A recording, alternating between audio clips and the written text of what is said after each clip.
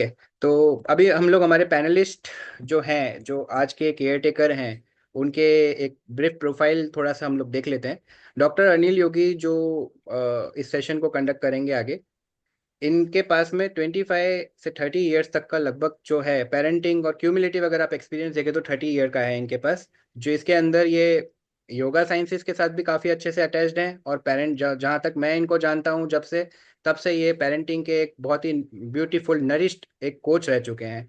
इनके साथ में ज्वाइन करेंगी रितु कश्यप जी, जिनके पास में 15+ ईयर्स का एक्सपीरियंस है एज पेरेंटिंग काउंसलर।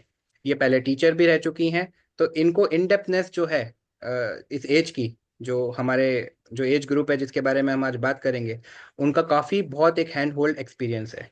फिर हमारे साथ में सर मुकुल अग्रवाल जी हैं, जो एक रिनॉर्ड साइकोलॉजिस्ट हैं, और इनके बारे में हमारे पास में काफ़ी कुछ है आगे स्लाइड्स के अंदर भी। तो sir without I will not be consuming too much time of our participants, I will be handing this session over to you. Thank you so much. So dear parents, सबसे पहले मैं आप सबको धन्यवाद देना चाहूँगा परवरिश की पाठशाला में विश्वास करने के लिए और उसको फॉलो करने के लिए। आपका प्रेम इसने ही है कि अभी एक साल भी हमें कंप्लीट नहीं हुआ है। अभी कंप्लीट नहीं हुआ है, 16 मार्च को हमको एक साल कंप्लीट होगा, और हम भी नहीं जानते कि कहाँ से हम धीरे धीरे करते हम पेरेंटिंग की तरफ आ गए हैं। तो पूरी बात मैं आज डिस्कस करूंगा। साथ ही साथ हमारा जो ये टॉपिक है नो येलिंग पेरेंटिंग, मैं इस पे डीप में जाके डिस्कस करूंगा कि आखिर ये विषय मैंने क्यों चूज किया, और क्या हमने अपने इंस्टाग्राम चैनल से हमें समझ में आया कि क्या इस समय पेरेंट्स की सिचुएशंस है, क्या उनकी परेशानियां हैं, क्या उनके दिमाग में चीजें चल रही हैं। तो यू कैन सी हियर, आप देख सकते हैं हमारा जो प्रोफाइल है। मैं एक लंबे समय से, सबसे पहले मैंने जब करियर की शुरुआत करी थी पीएचडी के बाद, इससे पहले मैं टीचिंग के अंदर था, और टीचिंग से पहले मैं सत्संग के अंदर था। तो 12 साल 14 साल में सत्संग के अंदर रहा। सत्संग के बाद मैंने योगा से मास्टर्स किया, फिर मैंने पीएचडी किया, फिर मैंने कई जगह जॉब की है। और स्कूल्स के अंदर शायद शुरू से ही कोई ऐसा लगता है ना कि हमको कुछ शक्ति खींचती है या हमारी नियति होती है। तो स्कूल्स के अंदर हम प्रेजेंटेशन दिया करते थे। तो योग से पेरेंटिंग की मैं कैसे मैं पेरेंटिंग की तरफ आया, तो मैं आपको बताऊंगा कि इसमें एक्चुअल में रियल कहानी ये है कि मैं भी एक मध्यम वर्गीय परिवार की तरह यही सोचता था कि किसी तरह से एक सरकारी नौकरी लग जाए, कहीं कलर के बाबू मिल लग जाऊं, और उसमें इधर से उधर से कुछ कमाई हो जाए तो शायद जिंदगी मेरी बन जाएगी शायद। लेकिन नियति को ये मंजूर नहीं था। कहते हैं कि हम जो अपने बारे में सोचते हैं वो इतना मैटर नहीं करता, मैटर ये करता कि कुदरत हमारे बारे में क्या सोचती है। वो शायद धीरे धीरे हमारा चीजें चेंज होती चली गई। कॉर्पोरेट से मैंने आपको बताया। अब हुआ क्या कि जब हमें पेरेंट बनने का मौका मिला एज ए ट्रेनर, मुझे कुछ चीजें तो समझ आ गई थी, बिल्कुल क्लियर समझ आ चुकी थी। एक तो ये समझ में आ गया था कि मैं अपनी लाइफ में सीखने के लिए लेट हो चुका हूं। यानी कि 35 या 40 साल की उम्र में जाके हमें समझ में आता है कि यार बहुत सारी चीजें हमने जो लाइफ में मिस कर दी हैं। और इतना सारा समय हम अपने एजुकेशन में, चाहे हायर एजुकेशन हो चाहे स्कूल एजुकेशन हो, इसमें हम व्यतीत करते हैं। व्यतीत करने के बाद भी हमको वो चीजें नहीं मिल रही हैं जिसके हम हकदार हैं, जितना हम हार्ड वर्क कर रहे हैं, प्रयास कर रहे हैं पता। लेकिन इसके बाद मेरे पास में एक लिमिट थी। वो लिमिट ये थी कि मैं उतनी चीजें नहीं कर पा रहा था जो मैं शायद स्टूडेंट एज में कर सकता था या अर्ली एज में कर सकता था। साथ ही साथ हमने जब यूनिवर्सिटी के अंदर जॉब करी है तो हमने देखा कि बड़े बच्चों को समझाना बहुत मुश्किल काम है। बड़े लोग वो तो समझ सकते हैं जिनके साथ में प्रॉब्लम चल रही है, लेकिन यूथ को समझाना बहुत टेढ़ा काम हो गया था। तो फिर हमने, जब हम खुद पेरेंट बने, तो हमने अपने बच्चे के साथ में पहले हमने समय व्यतीत किया। हमने डे वन से उसके ऊपर हमने काम करना शुरू किया, और काम करने के बाद रिजल्ट आए लगभग 5 साल बाद, या कह लो 3.5 साल से 5 साल के बीच में रिजल्ट आने शुरू हो गए थे। लोगों ने हमसे पूछना शुरू किया कि भाई बच्चे को क्या खा के पैदा किया है। मेरे सेंटेंस पे वापस जाइएगा जी। बच्चे को क्या खिला के पैदा किया है। और मैंने उनसे एक बात बोली थी कि अगर खिला के अगर पैदा किया जाता है स्मार्ट बच्चा, तो शायद सब अमीरों के स्मार्ट ही बच्चे होते, या पैसे वालों के पास ही ये विद्या होती। तो इसका पैसे से कोई लेना देना नहीं है, बेसिकली स्ट्रेटेजी है। उस स्ट्रेटेजी को अगर हम फॉलो करें तो हर बच्चा अपने आप में स्मार्ट बन सकता है, हर बच्चा अपने आप में चैंपियन बन सकता है। लेकिन जब मेरे 8 साल स्पिरिचुअल लाइफ में निकले, जिसमें आप देख रहे हैं मैंने कुर्ते पजामे की ड्रेस पहन रखी है, मैं एक दिन इंटरेस्ट हो गया कि हम क्यों आगे नहीं बढ़ पा रहे, कहाँ प्रॉब्लम आ रही है। तो जिसमें एक मेरे को प्रॉब्लम दिखाई थी इंग्लिश लैंग्वेज की। इंग्लिश लैंग्वेज आपको स्टार्टिंग से जो है वो सीखनी पड़ती है, या कॉन्वेंट में आप पढ़ते हैं तो वहां आपको सीखनी पड़ती है। लेकिन आप हमारी अगर बिटिया के वीडियो देखेंगे तो हमारी बिटिया फ्लुएंट इंग्लिश में बात करती है, जबकि वो किसी कॉन्वेंट स्कूल में नहीं पढ़ती है। मैं आपको दोबारा रिपीट कर रहा हूँ, हमारी बिटिया सरकारी स्कूल में है, और आप ये समझिए कि बढ़िया फ्लुएंट इंग्लिश बोलती है। कैसे? क्योंकि टेक्निक हमको मालूम थी। तो इतना सरल है परवरिश करना, इतना सरल है कॉन्फिडेंट चिल्ड्रन, बच्चों को जो परवरिश करना, इतना सरल है सक्सेस और हैप्पीनेस को गेन करना। लेकिन इसके बावजूद भी ये नहीं हो रही है, क्योंकि इसके पीछे कारण ये, नेक्स्ट स्लाइड कीजिएगा प्लीज सर। क्योंकि हमें कुछ ना कुछ मिस हो रहा है। तो मेरी जो पहली बुक थी वो ये बुक थी लॉ ऑफ सक्सेस। मैं बहुत दुखी था, आज से करीब होगी 15 साल पहले की बात होगी। मेरे समझ नहीं आ रहा था मेरी जिंदगी में क्या चल रहा है। और मैंने अचानक कि उस समय नेट भी जो है एमबी के हिसाब से परचेज किया करते थे, तो हमने एक नेट पे सर्च किया कि क्या सफलता कोई सिद्धांत होता है, लॉ ऑफ सक्सेस है क्या, तो ये किताब निकल के आई। और इस किताब में मैंने जाना कि सारी वही टेक्निक जो हमारी वैदिक सभ्यता के अंदर थी, परंपरा के अंदर थी, जो बचपन से बच्चों के अंदर डाली जाया करती थी। और इसके सीधा सीधा अगर इस सब सिस्टम को अपनाएंगे तो आगे हम सक्सेसफुल हो जाएंगे। अब ये नेक्स्ट स्लाइड आप देख रहे हैं, यहाँ लिखा है कि जानोगे तभी तो पाओगे। ये एक सच्ची घटना है। मैं एक स्कूल में गया था, गवर्नमेंट स्कूल में, वहां स्कूल की दीवार पे लिखा हुआ था कि जानोगे तभी तो पाओगे। अब डियर पेरेंट्स, मुझे एक चीज बताइए, अगर मुझे इसको उल्टा करना हो, यानी कि मैं आपसे जानकारी छिपा दूं, जानकारी छुपा लें, तब भी आप सक्सेसफुल हो जाएंगे क्या? यस, अगर आप जानकारी छुपा देंगे तो हम वो चीज नहीं प्राप्त कर पाएंगे जिसके हम अधिकारी थे। बिल्कुल, इसको कहा गया है रिवर्स इंजीनियरिंग, यानी कि जिस चीज से बेहतर होती हैं, इसी चक्री को उल्टा घुमा दो तो बेहतर चीज बेकार होने से लग जाएगी। इतना सिंपल फॉर्मूला लगा रखा है, और हमें पता ही नहीं है। हम जाने अनजाने में पेरेंट्स, मैं क्या बताऊं, कि हम अपने जीवन का एक बहुत बड़ा हिस्सा बच्चों की परवरिश में लगाते हैं। हम अपने जीवन का बहुत बड़ा हिस्सा उनके एजुकेशन में पैसा खर्च करते हैं, स्कूटर से छोड़ के आना, लेकर आना, सब कुछ। मुझे लगता है कि माता पिता बनने के बाद सारी जीवन का जो केंद्र बिंदु है वो हमारे बच्चे हो जाते हैं। लेकिन इसके बावजूद भी हमारे बच्चे उस चीज को अचीव नहीं कर पा रहे हैं जिसके वो अधिकारी हैं। कारण क्या है? क्योंकि वो जानकारी नहीं है। फिर हमें होती है फ्रस्ट्रेशन। फ्रस्ट्रेशन होती है तो फिर हमारे पास जानकारी नहीं है, तो जो ट्रेडिशनल तरीके हमने सीख रखे हैं, या जिस ट्रेडिशनल तरीके से हमारी पेरेंटिंग हुई थी, उसी ट्रेडिशनल तरीके को हम अपने बच्चे के ऊपर लागू कर देते हैं, क्योंकि जानकारी हमें है ही नहीं। तो अब इसको रिवर्स इंजीनियरिंग को सही करने के लिए केवल एक ही तरीका है, वो है कि आप जानकारी जब तक नहीं जुटाएंगे तब तक आप आगे नहीं बढ़ पाएंगे। और आश्चर्य की बात मैं बताऊं, आप 5,000 रुपए एक बच्चे पे खर्च करते हैं एक महीने पे, ऑटो का, बस का, और आप सारा कुछ इसमें मिला लीजिए।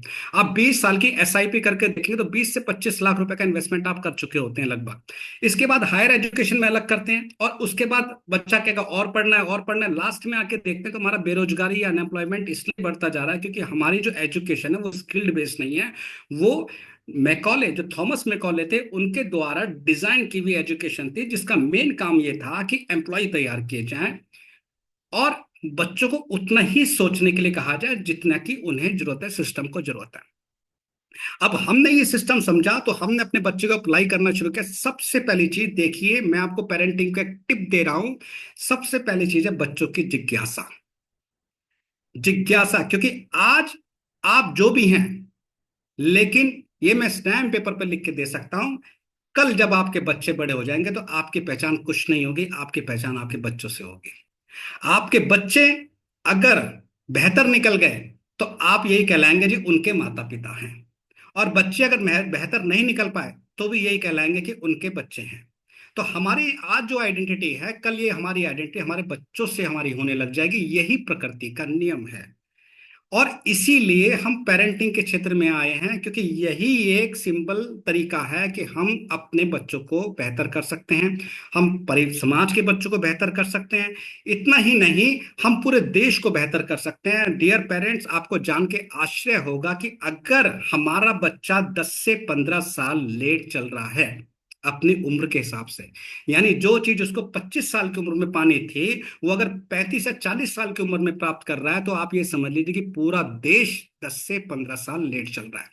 केवल किस लिए? क्योंकि वो जानकारी हमें कोई देने वाला नहीं है, जो जानकारी हमको चाहिए थी उन बच्चों की बेहतर परवरिश करने के लिए। इतनी सी बात है। क्योंकि उस बच्चे के ब्रेन के अंदर जो संरचना ईश्वर ने दी है, जो शुरू के जो 10 साल दिए हैं, वो बड़े कमाल के 10 साल दिए हैं। इतनी जबरदस्त तरीके ने से प्रकृति ने उनको डिजाइन कर रखा है कि हम बच्चे को जितना एक्सप्लोर करने देंगे, वो बच्चा उतना ही ज्यादा फलेगा और फूलेगा। लेकिन होता क्या है, सही जानकारी ना होने के कारण हम उन बच्चों की जो विंडो है, जो ब्रेन की विंडो है, उन्हें हम बंद कर देते हैं, और धीरे धीरे धीरे फिर वो 10-12 साल का होता है, टीनेज में आता है, फिर हम सोचते हैं कि बच्चा आगे क्यों नहीं बढ़ पा रहा है, और क्या ऐसा हो गया, क्योंकि हमें जानकारी ही नहीं थी। तो आज आप जहां भी हैं, जैसे भी हैं, आज से ही आप जानकारी इकट्ठा करना शुरू करें। इसके लिए हमने एक फॉर्मूला डिजाइन किया। सबसे पहले आपको एक बात ध्यान रखनी पड़ेगी, वो ये है कि अब तक आपने जितना सीखा, अब इससे ऊपर सीखने की आवश्यकता है। हमको बिलीफ सिस्टम को सबसे पहले चेंज करना पड़ेगा। तो अब क्या करें, ये फोन से मिसिंग हो गई है, तो अब क्या करें, आप हमारा 4E फॉर्मूला, 4E फॉर्मूला को आप समझिए, मैं इसको समझाऊंगा। अभी कोशिश हमारी ये रहेगी, वीकली हम एक वर्कशॉप करें और किसी न किसी गेस्ट को हम बुले लेकर आए साथ में, जिनके एक्सपीरियंस का हम लाभ उठा सकें। तो हमारे बीच में जो आज गेस्ट स्पीकर हैं, वो हैं डॉक्टर मुकुल अग्रवाल जी। और मुकुल अग्रवाल जी हमारे प्रिय मित्र हैं, और हमने मिलकर काफी सेशंस कर रखे हैं। हमारी रिक्वेस्ट पे उन्होंने कहा कि नहीं नहीं, जब आप ये काम कर रहे हैं तो हम जरूर आएंगे। साथ ही साथ वो परवरिश की पाठशाला के साथ में as a teenage expert, यानी कि अभी हम केवल, अगर हम अपनी बात करते हैं तो कभी हम 8 से 10 साल तक के बच्चों पे हम काम कर रहे हैं, लेकिन मुकुल जी टीन एज पे जो है काम कर रहे हैं। पेरेंट्स, मैं अभी इनवाइट करने जा रहा हूँ, हमारे बीच में डॉक्टर मुकुल अग्रवाल हैं, और जो साइकोलॉजिस्ट हैं, साइकोथेरेपिस्ट हैं, कॉग्निटिव बिहेवियर टेक्निक्स में मास्टर्स हैं, और बच्चों का मोबाइल कैसे छुड़ाएं, बच्चों का जो है पढ़ाई में कैसे बेहतर बनाएं, इन पे एक स्टैंडर्ड फॉर्मूला है। बहुत ही जल्दी उस फॉर्मूले को भी ऑनलाइन हम लेकर आएंगे, और खास तौर पे टीन एज के साथ में हम कैसे इंटरेक्शन करें, इनकी इन पे एक्सपर्टीज है। तो मुकुल सर, प्लीज जरा आइएगा लाइन पे, और जो हमारे जो फॉलोवर्स हैं इनको कुछ गाइड कीजिएगा। डॉक्टर अनिल योगी जी को बहुत बहुत नमस्कार। जी जी, नमस्कार जी। एलिंग माताएं करती क्यों हैं, पेरेंट्स क्यों करते हैं? सबसे पहले तो क्यों पता होना चाहिए। वो ये समझते हैं कि बच्चों को पता नहीं है क्या करना है, वो मनमौजी हैं, और ना उन्हें पढ़ाई का पता है, ना खाने का पता है, ना कहीं जाने का पता है, ना उन्हें ये पता है कैसे दोस्त बनाने हैं।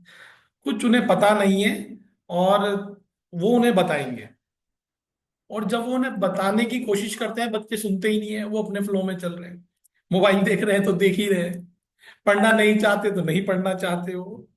तो जब वो चिल्लाते हैं तो बच्चे हर्ट हो जाते हैं, और अंदर से डिसिप्लिन होने की जगह और हर्ट हो जाते हैं। और ये डिसाइड कर लेते हैं अंदर से कि जो ये कहेंगे इनकी तो सुननी ही नहीं है। तो डिसिप्लिन का तो पहले ही आपने जो है खेल खराब कर दिया। क्योंकि चिल्लाना एक ऐसी चीज है जो एक नेगेटिव रेनफोर्समेंट है। जब भी हम चिल्लाएंगे तो बच्चे को ये लगेगा कि मैंने क्या गलत किया है, क्या मैं क्या गलत कर रहा हूं मैं ऐसा, जबकि उसकी नजर में जो वो कर रहा है ठीक कर रहा है। तो इसीलिए पेरेंट्स को ये ध्यान रखना चाहिए कि वो ये ना सोचें कि जो वो सिखा रहे हैं उससे ही बच्चा सर्वश्रेष्ठ बनेगा। दुनिया के जितने सर्वश्रेष्ठ लोग हैं, सारा केवल पेरेंट्स ने उनको सपोर्ट दिया है, उनको कंट्रोल नहीं किया। हमें गलती करते हैं, जैसे घड़े को सपोर्ट देते हैं, बस सपोर्ट ही बहुत है। जब आप कंट्रोल करने की कोशिश करेंगे बच्चों को, और चिल्लाने की उन पर कोशिश करेंगे, बच्चे केवल विद्रोही बनने लगते हैं। बच्चों को क्या सिखाना है? डिसिप्लिन, सेल्फ सेल्फ डिसिप्लिन जो है वो इनसाइड आउट है, आउटसाइड इन नहीं है। वो आउटसाइड इन की कोशिश करते हैं कि बाहर से डिसिप्लिन, हम चिल्लाएंगे तो बच्चे अंदर से डिसिप्लिन होगा, जबकि ऐसा नहीं है। अंदर से डिसिप्लिन आता है बाहर की ओर। और अंदर से कैसे आएगा बच्चों के अंदर डिसिप्लिन?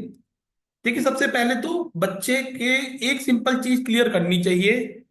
जैसे कि आपने, मेरे को बहुत बढ़िया लगता है परवरिश की पाठशाला, कि आपने ये देखा कि सबसे सेंटर कोर चीज मेरे अंदर क्या है, मैं क्या लोगों को दे सकता हूँ।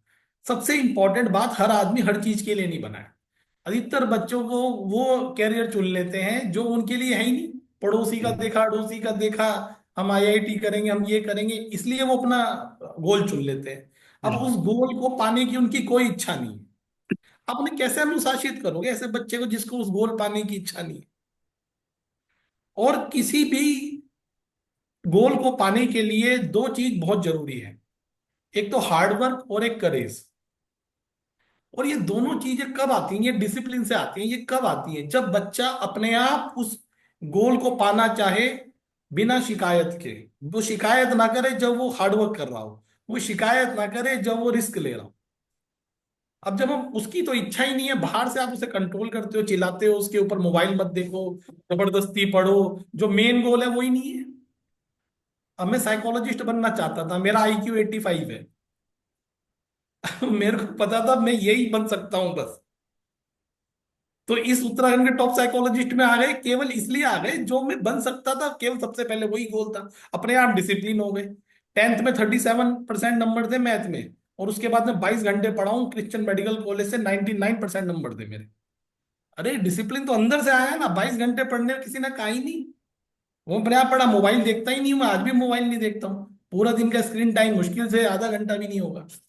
मेरा स्टाफ चलाता है सारे सिस्टम, ये जितने भी स्क्रीन वाले सिस्टम। तो ये सब चीजें अंदर से आई ना। क्योंकि सबसे पहले तो आप क्या हो, आप कौन हो, ये क्लियर होना चाहिए। आप पेरेंट्स को अगर ये समझ आ गया कि बच्चों को सबसे पहले ये क्लियर करवाओ कि आप कौन हो, और अगर उनका ये क्लियर हो गया, अपने आप उनका चीज में इंटरेस्ट आएगा, अपने आप डिसिप्लिन हो जाएंगे। आप पढ़ने के लिए मना करोगे मत पढ़ो, तब भी पढ़ेंगे।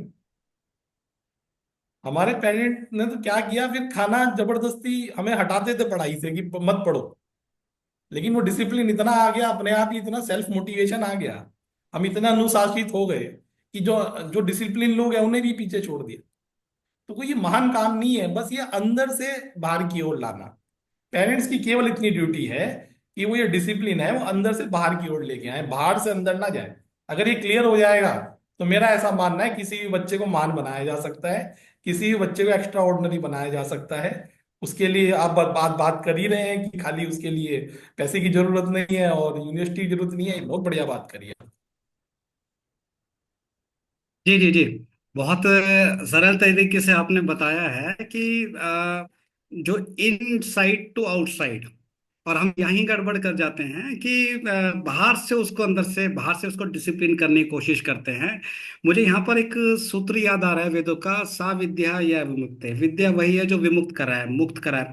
इसके अलावा जो है, स्वामी विवेकानंद की अगर आप डेफिनेशन देखते हैं एजुकेशन, तो बड़े प्यार से कहते हैं कि education is the perfection of manifestation already in man. यानी व्यक्ति के अंदर जो पहले से ही निहित है उसको बाहर लाना एजुकेशन है। तो हमको ये भी समझना पड़ेगा कि हम कहीं बच्चे को रटन विद्या के चक्कर में वो स्ट्रेस तो नहीं ले रहे हैं। क्योंकि मेरे पास तो, हमारे पास तो ऐसे ऐसे क्वेश्चंस आते हैं कि 3 साल के बेटे को भी सोचते हैं कि वो IAS की तरह जो है ना पढ़ाई करनी शुरू कर दे, जबकि उसका ब्रेन अभी जो है सॉफ्ट ब्रेन है, वो लर्निंग ब्रेन है। उसको भी एक्सप्लोर करने दो, 8 से 10 साल तक को तो बच्चों को एक्सप्लोर करने दो, वो धीरे धीरे चीजें, और वो भी इंजॉय भी करेगा आगे जाके। अभी कल भी हमने एक पोस्ट। क्योंकि मैं अपने बेटे को केवल ये सिखाता हूँ कि तुम्हें हार्ड वर्क में मजा आना चाहिए, तुम्हें करेज में मजा आना चाहिए। उसको अगर मजा ही नहीं आ रहा है उस चीज में, आप जबरदस्ती थोप रहे हो तो कर नहीं पाएगा। एक मेरे पास यहाँ पे ITC के मैनेजर आते हैं, वो बहुत बड़ी पोस्ट पे चले गए, और उन कहते हैं मेरे को बिल्कुल किसी चीज में आनंद नहीं आता। मैंने कहा जी क्यों? उन्होंने कहा हर चीज मैंने जबरदस्ती की है, मेरी कोई इच्छा नहीं थी, मर मर पीट के मैंने काम किया है। तो आज मुझे जब चीजें मिल भी गई तब भी मजा नहीं आ रहा है, क्या फायदा, सब वेस्ट हो गया। ठीक है। ठीक। तो बच्चे को मजा करना सिखाओ ना, हार्ड वर्क में से मजा आए, करेज में मजा आए। फेलियर की तो बात ही मत करो, आप बच्चा कहाँ जाएगा, वी कैन नॉट बिलीव। जी जी जी, बिल्कुल बिल्कुल बिल्कुल सही बात है। और मैं आपको बताऊं कि जो असल में मेन कॉन्सेप्ट नहीं पता कि जो हो क्या रहा है इंडिया के अंदर। इंडिया के अंदर उल्टी गंगा बह रही है। जब बच्चे के साथ में समय व्यतीत करने का समय था, तब तो हमने उनको 1 साल या 8 महीने के बच्चे को हमने मोबाइल पकड़ा दिया। उसके जो ब्रेन के जो न्यूरॉन्स हैं, वो जब कनेक्शन डेवलप कर रहे थे, तब हमने उनको वो मोबाइल दे दिया, और वो उसका एडिक्ट हो गया। हमने कहा यार बच्चा बढ़िया पल रहा है, रोता नहीं, जब भूख लगती है खाली तभी रोता है। और फिर इसके बाद वो धीरे धीरे धीरे 5 साल का जब होता है तो हमें समझ में आता है तो एडिक्ट हो चुका है। इसके अलावा फिर क्या है कि 5 से 10 साल तक हम कुछ, मतलब 10 साल तक मैं देखा, 8-10 साल तक बच्चों को नहीं छेड़ते। जैसे ही वो टीन एज में कन्वर्ट होना, उसका ट्रांसफॉर्मेशन होगा, तभी से हम कंट्रोल लगाना शुरू करते हैं। अब बच्चे को आदत नहीं है इन चीजों की कि कंट्रोल कोई मेरे को करे। तो हमको ये भी समझना पड़ेगा, क्योंकि हम तो केवल वही चीजें शेयर कर रहे हैं जो हमने अपनी बिटिया के साथ में जो परवरिश का, पेरेंटिंग का मेथड देखा है। तो हमने देखा है कि वो बड़ी जल्दी एक स्विच हो जाती है, बहुत जल्दी कहना मान लेती है। कारण क्या है कि उसको चीजों की समझ है, जो आपने बात कही ना कि बच्चे को समझ आ रहा है या नहीं आ रहा है, नहीं तो विद्रोही हो जाएगा। तो बच्चे का ब्रेन में उनको समझाने के लिए बच्चों की अलग भाषा होती है। और येलिंग की जब बात चलती है, चिल्लाने की बात चलती है, तो चिल्लाने के टाइम पे एमिडाला काम करता है, ब्रेन का लोअर ब्रेन हमारा काम करता है, फाइट और फ्लाइट मोड में हम आ जाते हैं, हम सुनने की मोड में होते ही नहीं है। डियर पेरेंट्स, जरा आप ध्यान से सुनिएगा, हमारा जब ब्रेन, क्योंकि लोअर जो ब्रेन है वो एक्टिवेट हो जाता है। ऐसे में क्या है कि वो जो फाइट फ्लाइट मोड में होता है, अरे फॉर एग्जाम्पल मैं कहता हूँ कि मैं ही आपको ही चिल्ला के कोई चीज सिखाऊंगा, तो क्या हम सीख पाएंगे? नहीं सीख पाएंगे, क्योंकि हम उसके लिए डिजाइंड ही नहीं है। हमारे जो एंसेस्टर थे, चिल्लाना केवल हम थ्रेट के टाइम पे चिल्लाया करते, जब कोई थ्रेट हुआ करती थी, कोई खतरा है, तब हम चिल्लाते हैं। नहीं तो हम प्यार से ही, हमारा ब्रेन डिजाइन है प्यार से ही समझेगा, साथ में एग्जाम्पल के साथ में। क्यों सर, सही बात है जी? ये 100% बात है ये जी। यार, क्योंकि बच्चों को बेसिक कॉन्सेप्ट, बच्चों का मजा आना चाहिए। मैं आपको बताऊं, बहुत सुंदर बात। और सारी बात छोड़ दो। अगर उन्हें, मैं कहता हूं, हम अपने बच्चों को मना करते हैं कि भाई अ, बाहर मत जाके खेलो, 6 6 घंटे खेल आते हैं, दुनिया भर की एनर्जी फूकाएंगे, और 15 मिनट पढ़ने बैठो तो उनके पसीने टपकते हैं, उन्हें मजा नहीं आ रहा होगा ना। मजा नहीं आ रहा, राइट राइट राइट। एक दिन मेरी वाइफ ने कहा, आप साइकोलॉजिस्ट हैं, आपका बच्चा नहीं पढ़ रहा है। मैंने कहा आज इसके ऊपर थेरेपी लगाएंगे। थेरेपी लगाई, रात को 3 बजे जबरदस्ती मार पीट के सुलाया उसे कि भैया हमें भी सुनना है। तो मजा आ गया। मजा आ बच्चे को गया। मजा आना चाहिए ना, कोई भी जी चीज आपको सिखानी है, हार्डवर्क सिखाना है, करेज दिखाना है, पढ़ाई करवानी है, मजा आना चाहिए। बच्चा मना थोड़ी कर रहा है। जी जी उसको जी डांट पीट के आप सिखाओ, आपने करवा भी लिया ना, आप तब भी फेल हो। जी क्योंकि जो जी वो डांट पीट के कोई भी चीज सिखाओगे आप बच्चे को जी ना, जी जी उसका जी इंटरेस्ट खत्म हो जाएगा। जी ज्यादा उसे चला नहीं पाओगे। ब्रेक लगी हुई जी। गाड़ी को कितनी दूर सरकाना है, कितनी क्यों दूर? कितनी वो चल पाएगी, बस चल पाएगी फिर। बिल्कुल बिल्कुल बिल्कुल सही बात है। तो क्वेश्चन आ रहे हैं, जैसे 3 साल के बच्चे को कैसे डिसिप्लिन सिखाएं, वो कुछ नहीं सुनते। या 14 साल के बिटिया है तो वो क्या बच्चा है तो वो कैसे डिसिप्लिन में आए। ये एक, मैंने मुकुल जी देख रहा हूँ कि एक समस्या ये भी आ रही है कि अब वो जो पहले वाले जो पेरेंटिंग स्टाइल था, या सब चीजें बच्चे समझ जाया करते थे, मैं लोगों को यही समझा रहा हूँ बार बार, क्योंकि हमारी पोस्ट पे कमेंट आते हैं कि हम भी तो पले बड़े हैं जी, अब इनके साथ में आप नई नई चीजें क्यों बता रहे हो। तो हमको ये समझना पड़ेगा कि समय भी बदल रहा है। आज जब बच्चे को डांट देते हैं और कमरे में चला जाता है तो वो मोबाइल लेके बैठ जाएगा। तो ऐसे केस भी आपके पास में आते होंगे, जब माँ बाप चिल्लाते होंगे तो बच्चा जो है वो अलग जाके बंद हो जाता होगा कमरे में। वो खोलता ही नहीं है कमरा, वो कहता है कि आसपास भी मत दिखना, बस आगे मत देखना, ठीक नॉक भी मत करना। अगर नॉक किया ना और मैं बाहर आ गया, फिर तुम नहीं दिखोगे। है। फिर पेरेंट्स घर छोड़ के भाग जाते हैं, मतलब बच्चों से इतना डरते हैं फिर। क्योंकि जब बच्चे फॉर्म में आ जाते हैं ना, हाँ। तो फिर पेरेंट्स डरते हैं उनसे, ये जी हालत है। जी जी जी जी। तो पेरेंट्स, मैं कह रहा हूँ ना, ट्रेनिंग ही ऐसी दे रहे हैं बच्चों को। क्योंकि हाँ। जो शुरू वाला समय है बच्चों का, जी जी जैसे आपकी बिटिया देखो, मेरे को पता है, मेरी वाइफ उस दिन बोली कि अनिल सर की बेटी तो एक्सक्लूसिव है भाई, पता नहीं क्या उसको ट्रेनिंग दिया है। मैंने कहा मैंने भी देखा भैया, कमाल करते हैं अनिल सर। तो देखो, वो आप, सही बात है, आप लोगों को थियोरटिकल ज्ञान नहीं दे रहे, आपने अंदर से निकाला है ज्ञान को। आपका खुद बेटी ऐसी है कि उस जैसा बच्चा पेरेंट्स का हो तो वैसी खुश घूमे हो। तो तो देखिए, अभी भी इस समय हम ऑनलाइन है, मेरी वाइफ भी ऑनलाइन बैठी है, लेकिन हमारी बेटियां बिल्कुल शांति से आराम से बैठी है, क्योंकि उसको अंडरस्टैंडिंग इस बात की है कि what is going right now. या उसको समझ में आ रहा है कि इस समय क्या हो रहा है। और ऐसा नहीं है कि बचपना नहीं है, जब उसको पता चलेगा सब चीजें खत्म हो गई फिर वो अपनी चीजें लेकर आएगी। अच्छा, हमारे पास में एक क्वेश्चन ये है, गार्गी अग्रवाल जी हैं और ये हमारे जो पुराने फॉलोअर्स हैं और लगातार कांटेक्ट में रहते हैं, स्कूल्स भी इनका है, तो पढ़ाई में कैसे मजा आएगा? मजा आ पाएगा? एक क्वेश्चन। पढ़ाई पढ़ाई में देखो, पेरेंट्स का टारगेट होता है नंबर लाने हैं, ठीक है। और नंबर के चक्कर में वो बच्चों के ऊपर स्ट्रिक्ट हो जाते हैं। जी। जैसे एक दिन आपसे भी बात हो रही थी हमारी कि 8th क्लास तक तो नंबरों की कोई वैल्यू ही जरूरत नहीं ही है, नहीं है, उसके बाद राइट, जरूरत। जरूरत नहीं है। राइट। तो उस समय बच्चों को केवल जैसे मैंने अपने बच्चे को सिखाना है कि आप प्लस कैसे करेंगे। तो हम बोलते हैं कि भैया तुम्हारे फ्रेंड हैं, तो तुम्हारे 6 फ्रेंड हैं, उनको 2 रुपीज की आइसक्रीम खिलाया, तो तुमने कितना देना है शॉपकीपर को। तो उसकी सारी मैथ्स ऐसी होती है, उसको कोई अलग से बताते ही नहीं हम। माइनस सिखाना है तो ऐसे सिखाएंगे, राइट। मल्टीप्लाई सिखाना है तो ऐसे सिखाएंगे। हमने कहा जी 98 रुपीज तुमने शॉपकीपर को दिए, तुम्हारे 12 फ्रेंड थे, तो एक आइसक्रीम वो कितने का हो गया वो। तो वो सारा का सारा मैथ उसकी स्टोरी है। राइट राइट राइट राइट उसे राइट। हमने आज तक कॉपी पेन सिखाया नहीं, और वो इतना शार्प है, आप क्वेश्चन पूछो उससे, जी। वो आप क्वेश्चन बाद में पूछोगे, आंसर पहले देगा। क्यों? और जबकि उसे सिखाया नहीं आज तक हमने उस तरह बिठा के। हम्म। और चेस ऐसा खेलता है कि वो ग्रैंड मास्टर को हरा सकता है, इस समय उतना शार्प हो गया। और हमने ऐसे सिखाया ही नहीं है, मतलब उसे कंट्रोलिंग तो हमें पता ही नहीं है कि वो कंट्रोलिंग। कंट्रोलिंग होती क्या है। बहुत सुंदर जी, बहुत तो सुंदर। वैसे ही बच्चा इतना कामयाब हो रहा है, हमें इतना एफर्ट की जरूरत क्यों पड़ रही है, ये समझ नहीं आता। पेरेंट्स टाइम मुझे तो देते नहीं है। मुझे क्या लगता है कि हमारी जो, जब येलिंग की बात आती है, मैं जनरली डियर पेरेंट्स आपसे ही एक बात पूछना चाहूंगा कि हम चिल्लाते क्यों हैं? हम किन परिस्थितियों में चिल्लाते हैं? हम उन परिस्थितियों में चिल्लाते हैं जब हम खुद को असहाय महसूस करते हैं। हम महसूस करते हैं कि हम डरे हुए हैं, हम कहीं ना कहीं अपने आप को इनसिक्योर मान रहे हैं, हमारे अंदर मन में डर बैठा हुआ है कि लोग क्या कहेंगे। आज बच्चों पे पढ़ाई का प्रेशर इसलिए नहीं है कि वो कम नंबर ला रहा है या पढ़ाई में कमजोर हो रहा है। आज इस बात का प्रेशर है कि लोग क्या कहेंगे, टीचर क्या कहेगी, प्रिंसिपल क्या कहेगी, अड़ोसी क्या कहेगा, पड़ोसी क्या कहेगा। क्योंकि मुझे कोई एक पेरेंट मिले जो जॉइंट फैमिली में रहते हैं और उन्होंने अपने बच्चों को फ्री छोड़ रखा है, लेकिन उन बच्चे की मम्मी केवल इसीलिए उसको डांटती है क्योंकि उनका जो जेठानी का बेटा है वो पढ़ने में अच्छा है या वो अच्छे नंबर लेके आ रहा है। तो उनको इस बात की इन्फिनिटी है कि यार मेरे बच्चे के तो नंबर अच्छे नहीं आ रहे हैं और ये जेठानी के बच्चे के नंबर अच्छे, तो वो उस पर अननेसेसरी प्रेशर उस पर बच्चे पे डाला जा रहा है। तो येलिंग का एक बहुत बड़ा एक कारण ये भी है कि हमको चीजें क्लियर नहीं है, क्लैरिटी का अभाव है। ये कुछ ऐसी कहानी होगी कि आप ड्राइविंग करने के लिए निकले हैं लेकिन आपके जो गाड़ी का शीशा है उस पर फॉग जमा हुआ है, फिर तो परेशानी होगी। कुछ नहीं करना है, उतरना है, गाड़ी का शीशा साफ करना है और आप ड्राइविंग का मजा लेने लग जाएंगे। तो यहाँ क्लैरिटी का भी बहुत बड़ा अभाव है कि लोग अभी कहीं ना कहीं मुझे लगता है कि क्लियर नहीं है कि एक्चुअल में हमें चाहिए क्या।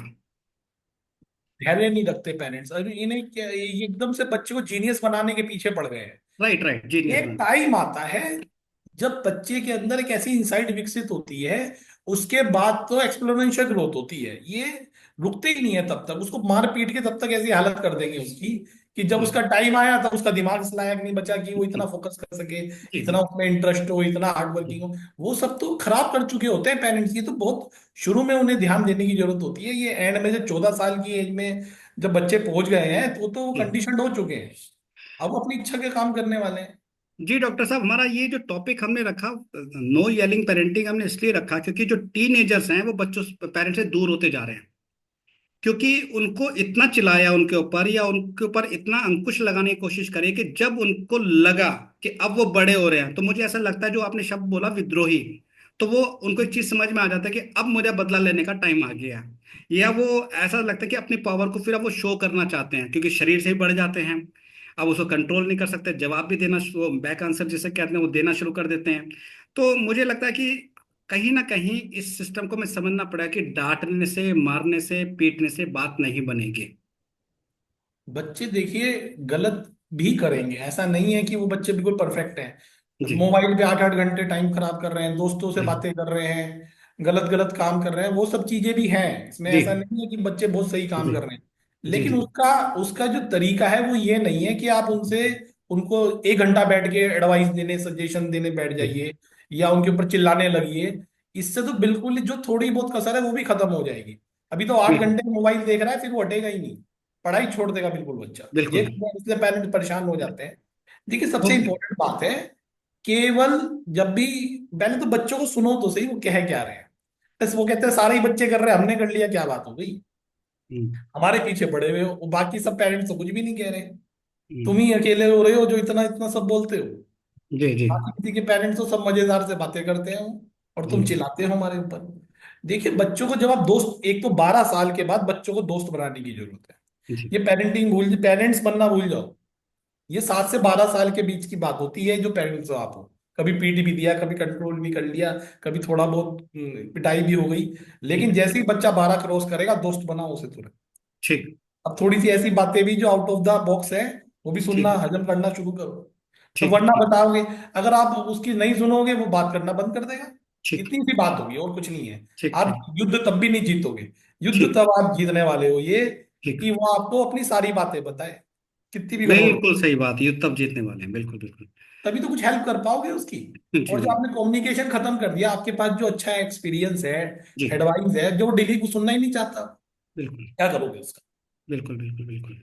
तो बहुत ही सुंदर डॉक्टर साहब आपने चीज़ें दी, बताई, और यहाँ पर हमारे साथ जुड़े, अपना कीमती समय आपने दिया है। सबका शेड्यूल बिजी रहता है और मैं आपका आभार व्यक्त करना चाहूँगा। और भविष्य में फिर हमारे साथ जुड़िएगा कि, और मैं तो कहता हूँ कि वो जो डिज़ाइन कर रहे हैं आप प्रोग्राम, वो डिज़ाइन कीजिए सो दैट कि जो टीनेजर्स के पेरेंट हैं उनको हम वो बता सकें कि इस तरह से भी चीज़ें ठीक हो सकती हैं। सो मच, थैंक यू सो बहुत मच, बहुत थैंक यू सो धन्यवाद मच। आपका, बहुत बहुत धन्यवाद। धन्यवाद। आपकी टीम का बहुत बहुत धन्यवाद। Thank you. तो डियर पेरेंट्स, अभी तक आपने जो 15 साल से स्पेसिफिकली जो केवल साइकोलॉजी के फील्ड में काम कर रहे हैं, आपने अब तक उनकी बातें सुनी हैं। अब मैं, क्योंकि हमारा जो बात चल रही थी 4E पर बात चल रही थी, यानी कि एजुकेशन, यानी राइट एजुकेशन।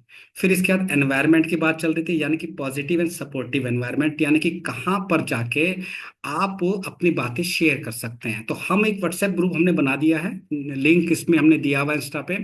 और उसमें ही चीजें, कई बार ऐसा होता है कि ये लगता है कि मेरी अकेले की समस्या है, लेकिन पता चलता है एक क्वेश्चन आपने ड्रॉप किया तो पीछे से मैसेज और आने शुरू हो जाते हैं कि जी यही समस्या मेरी है, यही समस्या मेरी है। तो जब ऐसे में हम उनको सोल्यूशन देते हैं तो वो सोल्यूशन जो है सभी के लिए काम आ जाता है। तो हमारे जो व्हाट्सएप ग्रुप है उससे भी आप जो है जाके जुड़ सकते हैं। दूसरा क्या है जो हमारा भी आगे चल रहा था, एजुकेशन, एनवायरनमेंट। अब इसके बाद में आती है एक्सपीरियंस की। तो इसके बाद एक्सपीरियंस करना बहुत जरूरी है। जो हम चीजें डिजाइन की हैं, क्या वाकई में ही हम उस चीज को एक्सपीरियंस कर पा रहे हैं, नहीं कर पा रहे हैं? क्योंकि जब तक आप एक्सपीरियंस नहीं करेंगे तो पढ़ाई केवल पढ़ाई रह जाएगी। मैं आपको कोई फॉर्मूला बताऊंगा तो फॉर्मूला ही रह जाएगा। अर्ली संस्कार। हम सब भारतीय हैं, इंडियन फिलॉसफी से जुड़े हुए हैं। हमारे जो कार्मिक रिलेशनशिप है वो पिछले वाले जुड़ते हैं और नए तैयार होते हैं, यानी conditioning of unconscious mind. Unconscious mind की बात कर रहे हैं, उसको भी रेक्टिफाई करना बहुत जरूरी है डियर पेरेंट्स। अगर उसको भी साथ साथ, क्योंकि हमारा जो जन्म होता है बेसिकली अपने कॉन्शियसनेस लेवल को ऊपर ले जाने के लिए होता है। केवल मनुष्य के पास में ही, ध्यान दीजिएगा मेरी बात पर, केवल मनुष्य के पास ही वो सुविधाएं हैं या वो विद्या है कि जिससे जो है वो तरकीबें मनुष्य के पास में, जिससे वो अपने आप को अपग्रेड कर सकता है, जबकि जानवर नहीं कर सकता। जानवर बाय डिफॉल्ट मोड में चलता है, जो प्रोग्रामिंग उसके अंदर सेट हो रखी है। लेकिन मनुष्य के साथ में ऐसा नहीं है। मनुष्य एक विद्वान से अपने कर्मों के द्वारा पापी बन सकता है, और एक पापी से फिर दोबारा अपने सत्कर्मों के द्वारा विद्वान बन सकता है। ये सुविधा केवल मनुष्य को ही है। तो ये अर्ली संस्कार का भी कॉन्सेप्ट है जो हमारे एजुकेशन सिस्टम से मिसिंग है। तो आप ये देखिए, 4 चीजों पे आप फोकस करेंगे। अभी हमने आपके लिए एक नया प्रोग्राम डिजाइन करके लाए हैं, 21 डेज का नो येलिंग पेरेंटिंग प्रोग्राम या पेरेंटिंग चैलेंज। उसके अंदर जो है आपको 21 दिन के अंदर आपको डिजाइन किया जाएगा। क्या क्या मिलेगा उसमें हम आगे बताएंगे। मुझे लगता है कि अभी हमें रितु जी को ले लेना चाहिए। नमस्कार, मेरी पीकेपी फैमिली, आपका बहुत बहुत स्वागत है आज के हमारे वेबिनार में। और जैसा कि आज हमारा ये सेशन है नो येलिंग पेरेंटिंग, लेकिन ये बहुत डिफिकल्ट जॉब है, क्योंकि कहना बहुत आसान है। घर में कई सारे ऐसे मूवमेंट हो जाते हैं जो ना चाहते हुए भी हम इतना ट्रिगर हो जाते हैं, इतना हाइपर हो जाते हैं कि उस सिचुएशन को मैनेज करना एक बार को तो लगता है कि इम्पॉसिबल है। लेकिन उस चीज को अगर हमने कुछ सेकंड्स के अंदर मैनेज करने का फॉर्मूला सीख लिया तो शायद लाइफ थोड़ी सी इजी हो जाएगी और चीजें थोड़ी सी बेटर हो जाएंगी। जी हाँ, जैसे कि नो येलिंग पेरेंटिंग कहते हैं, लेकिन हमने हमेशा एक चीज सुनी है कि बेटा ये मत करो, ऐसे मत करो। हमारी भी पेरेंटिंग हुई है तो हमेशा ना नेगेटिव ही मोस्टली सुना है, लेकिन किसी ने हमको ये नहीं बताया, या हम कभी बच्चों को ये नहीं बताते कि बेटा ऐसे करना है, इसको आप ऐसे करो। हमारा हमेशा जो स्टार्टिंग होता है वो नेगेटिव से होता है, और सारी चीजें जो है आगे नेगेटिव वे में ही चली जाती हैं। बच्चा भी वही चीजें एडॉप्ट कर रहा है।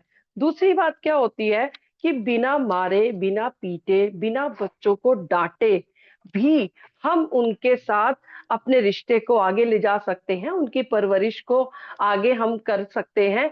लेकिन उसके लिए हमारे अंदर पर्याप्त धैर्य होना चाहिए। अगर पेशेंस हमारे अंदर नहीं है तो हम छोटी छोटी बात पे भी ट्रिगर होते रहेंगे। और ये जो नो येलिंग है, ये everyday yelling, every minute, every second yelling में बदलता रहेगा। देखिए, छोटे बच्चे होते हैं, बहुत सारी चीजें ऐसी कर जाते हैं कई बार जिसमें कि हमको लगता है कि यार कैसे समझाएं, कैसे करें। लेकिन चिल्लाना ही एक सॉल्यूशन नहीं है। चिल्लाने से चीजें सही नहीं होंगी। चिल्लाने से बच्चा आपकी बात को नहीं समझेगा। ठीक है। कई बार क्या होता है, देखिए हम हमेशा क्या करते हैं ना, अपना एग्जाम्पल क्रिएट करना चाहते हैं। सोसाइटी में हमको परफेक्ट मदर बोला जाए, हमारी फैमिली में लोग हमको बोले, हमारे रिलेटिव्स हमको बोले। पता नहीं हमको ये रिवॉर्ड चाहिए क्यों, जबकि first priority as a parent, as a mother, as a father हमारी जो होती है वो केवल हमारी बच्चे के लिए होती है। हमें किसी से कोई अवार्ड नहीं चाहिए। बस हमारा बच्चा सही दिशा में, सही पॉजिटिव थिंग्स के साथ आगे बढ़े, सकारात्मक सोच उसकी हो और अच्छे तरीके से चीजों को सीखता चले। ठीक। लेकिन हम ये सारी चीजें भूल के बस खुद को प्रूफ करने में लग जाते हैं, जो कि बहुत गलत बात है। कई बार क्या होता है, देखिए अगर हमारी पेरेंटिंग में हम किसी डर के साथ आगे आए हैं, तो ऑब्वियसली जिस चीज के साथ हम कैरी फॉरवर्ड करके लेके आ रहे हैं वो हम आगे भी पास ऑन कर रहे हैं। सपोज अगर मेरे बचपन में मुझे बहुत ज्यादा डांट पड़ी है, मार पड़ी है, तो मैं भी अपने बच्चे के साथ सेम वो चीजें फॉलो करूंगी, क्योंकि वो बाय डिफॉल्ट हो रहा है। मैं कर नहीं रही हूँ, वो बाय डिफॉल्ट हो रहा है क्योंकि मेरी पेरेंटिंग ऐसे हुई है। अभी ऐसे में क्या होता है, यही चीज हमारे पार्टनर के साथ होती है, क्योंकि उनकी पेरेंटिंग कैसे हुई है ये उनको पता है, ये उनके पेरेंट्स को पता है। तो इस तरह से, लेकिन जब हम दोनों पेरेंट बनते हैं, मदर और फादर, हमारा बच्चा होता है, तब जाके अगर हमारी पेरेंटिंग दोनों की बहुत ही डिफरेंट, जैसे कि होता है, क्योंकि हम लोग की शादियां ऐसे हुई हैं भाई, ठीक है ना, तो उसमें क्या होता है कि हमारे बीच में कॉन्फ्लिक्ट आते हैं। फिर हम अलग अपने तरीके से करना चाहते हैं बच्चों को डील, और पार्टनर का जो है, जो फादर है बच्चे के, वो अलग तरीके से, क्योंकि पेरेंटिंग दोनों की एक है। तो उसमें क्या है, कॉन्फ्लिक्ट को कहीं ना कहीं आके आपको मिडिल पाथ ढूंढना पड़ेगा, कॉन्फ्लिक्ट को छोड़ना पड़ेगा। ये डिपार्टमेंट आपका है, ये डिपार्टमेंट मेरा है। इस तरह से हमें केवल और केवल बच्चे को फर्स्ट प्रायोरिटी पे रखना है। उसकी बेहतरीन परवरिश के लिए हमको जो भी सही लगेगा, दोनों को मिलके कुछ फैसले लेने हैं। उसके बाद आता है, देखिए होता क्या है कि कई बार चीजें हम लोग सोचते हैं कि बहुत मुश्किल है, पता नहीं कैसे ये टाइम निकलेगा, या मतलब हमेशा क्यों इतना, क्योंकि जो बच्चे के 0 to 7 ईयर होते हैं वो एक्चुअल में बहुत ही ज्यादा हैट्रिक वाला होता है, थकाने वाला। क्योंकि बच्चा छोटा है, बड़ा हो रहा है, उसको सिखाना है, सही वे में सिखाना है, उसको डिसिप्लिन भी होना चाहिए, वो बहुत अच्छे से चीजों को कर पाए। और जैसा कि आजकल लोग सोचते हैं कि बच्चा एक दिन में सारा सिलेबस भी कर ले, सब कुछ याद भी कर ले। तो देखिए डियर पेरेंट, हम एक ह्यूमन तैयार कर रहे हैं, हम कोई भी रोबोट नहीं तैयार कर रहे हैं कि बच्चे को हमने सॉफ्टवेयर डाउनलोड किया और उसने सारी की सारी चीजें ग्रेस्प कर ली और बस हो गया। ह्यूमन के साथ अपने टाइम के अकॉर्डिंग ही वो चीजें सीखना शुरू करेंगे। जैसे जैसे ब्रेन उनका डेवलप होगा, वैसे वैसे वो चीजें करेंगे। तो सब चीजें कभी भी एक जैसी नहीं रहती हैं, according to time, according to child age चीजें बदलती रहती हैं। हमें क्या करना है, हमें केवल जिस सिचुएशन में, जिस टाइम में हम हैं, हमें केवल उसी के बारे में सोचना है। अभी टोडलर्स क्या करते हैं, उनके पास ना इनफ इमोशंस नहीं होता है, उनके पास इनफ वोकेबलरी नहीं है। तो वो ना तो अपनी बातों को ही रिप्रेजेंट कर पाते हैं, ना ही खुद की फीलिंग्स को रिप्रेजेंट कर पाते हैं। जिससे क्या होता है कि वो चिड़चिड़े हो जाते हैं, क्रैंकी हो जाते हैं, और वो जो है बहुत ज्यादा टेंट्रम्स हमको दिखाते हैं। फिर हमको गुस्सा आता है और हम उनके ऊपर येल करते हैं, या उनको कुछ भी इस तरह से बोलते हैं, डांटते हैं, धमकाते हैं, कि उस सिचुएशन को समझाने की बजाय हमारे बीच में गैप गैप गैप गैप आना शुरू हो जाता है। जिससे कि पहली बार में चिल्लाएंगे तो बच्चा डरेगा और आपकी बात मानेगा, दूसरी बार चिल्लाएंगे तो वो आपकी बात को थोड़ा सा जिद करके बैठ जाएगा, नहीं मानेगा, लेकिन डर के कारण वो कर लेगा। तीसरी बार जब आप चिल्लाएंगे डियर पेरेंट्स, ना तो वो आपको देखेगा, ना वो आपकी बात सुनेगा, ना ही वो आपको समझेगा। क्यों? क्योंकि ये आपकी हैबिट हो चुकी है, उसकी हैबिट हो चुकी है। आपको चिल्लाना है और उसको सुनना है, उसे पता है ये चीजें नॉर्मल है, होती है। वही चीजें वो बाहर जाके करेगा, वो क्लासरूम में करेगा, वो अदर सोसाइटी में कहीं जाएगा, बच्चों के बीच में जाएगा, वो ये चीजें करेगा, क्योंकि उसको पता है ये चीजें मेरे घर में हो रही है, तो इट मीन्स ये नॉर्मल है। ठीक है, तो ये चीजें हमको नहीं करनी है। अब हमको करना क्या है? देखिए, हमको क्या करना है सबसे पहले, जब भी मदर्स को बहुत ज्यादा गुस्सा आ रहा है, सॉरी मैं एक बात बताती हूँ आपको, कई बार पेरेंट्स का एक सवाल आता है, जैसा कि अनिल सर ने भी बताया, जैसा कि सर ने, मुकुल सर ने भी बताया, कि अच्छा जी हमारी भी तो पेरेंटिंग हुई है, हमारे पेरेंट्स ने तो कहीं से कोई ट्रेनिंग नहीं ली और हमें तो बड़ा कूटा गया है, तो बच्चों को मारना तो गलत नहीं है, बच्चा गलती करेगा तो पिटेगा भी। तो डियर पेरेंट्स, एक्चुअली अगर आपकी पेरेंटिंग, हमारी पेरेंटिंग वाकई में बहुत अच्छे तरीके से हुई है, लेकिन आज का जो टाइम है ना, वो थोड़ा सा चेंज है। क्योंकि हम जब भाई बहन होते थे तो एक घर में तीन तीन चार चार पांच पांच तक भाई बहन होते थे, बट हमारे बच्चे आज एक एक बच्चे हैं, वो भी आईवीएफ से हो रहे हैं, तो उनका जो स्टेमिना है वो उतना हमारे जितना नहीं है कि पिट पुट के हम सीख लेंगे। दूसरी बात, हमारे को कभी भी खेलने के लिए बाहर इन चीजों का जो है हमें कभी फील नहीं हुआ, फ्रेंड्स नहीं है, या सोसाइटीज में या कॉलोनीज में जहां हम रहते थे वो सब हमारे एक फैमिली रिलेटिव की तरह ही रहते थे, या किसी आंटी ने भी कभी हमको डांट दिया तो हमको कभी बुरा नहीं लगता था, पेरेंट्स को भी नहीं लगता था, कहते थे गलती देखो तो बच्चे को अच्छे से सीधा कर दो। लेकिन आज की डेट में हम एक एक बच्चे के साथ रह रहे हैं, दो दो बच्चे हैं खाली, ठीक है, उसमें भी हमने कभी अपने बच्चों को किसी चीज की कमी भी नहीं होने दिया, अभाव भी नहीं दिया, और सडनली उनको कोई डांटे तो ये तो उनको बर्दाश्त ही नहीं होता। इवन उनको पेरेंट्स का भी डांटना, जैसे मुकुल सर ने बताया कि दरवाजे पे नॉक भी मत कर देना, एक्चुअल में क्यों होता है? ये केवल उन पेरेंट्स के साथ होता है जिन्होंने कभी अपने बच्चों को स्टार्टिंग में टाइम ही नहीं दिया।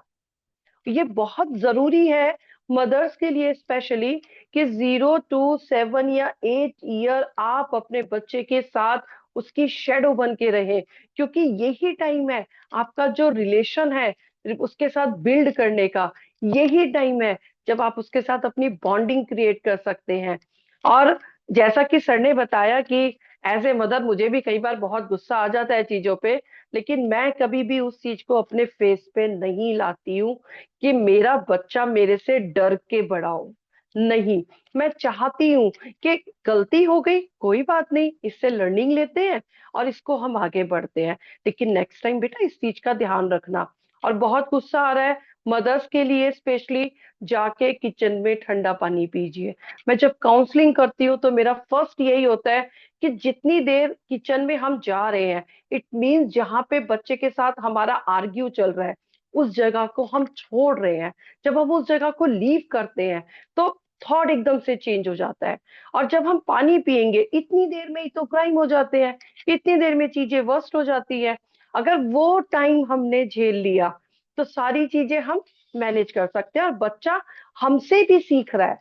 अगर हम अपने गुस्से को मैनेज नहीं करेंगे तो बच्चा कभी उस गुस्से को मैनेज करना नहीं सीखेगा। हम चिल्लाएंगे, वो चिल्लाएगा, हम थप्पड़ मारेंगे, वो भी अपने से छोटे को मारेगा, बड़ा हो जाएगा तो हमको भी मारेगा, क्योंकि उसे पता है ये सही है, मेरी मदर भी मेरे साथ करती थी। ठीक, लेकिन अब उसमें होता क्या है? देखिए बहुत सारी चीजें हैं, आपको क्या करना है, आपको ठंडा पानी पीना है। दूसरी बात, जब आपका बच्चा शांत हो जाए, आप शांत हो जाए, तो ठंडे दिमाग से आप उससे बात कीजिए, उससे सुनिए, उसे समझने की कोशिश कीजिए।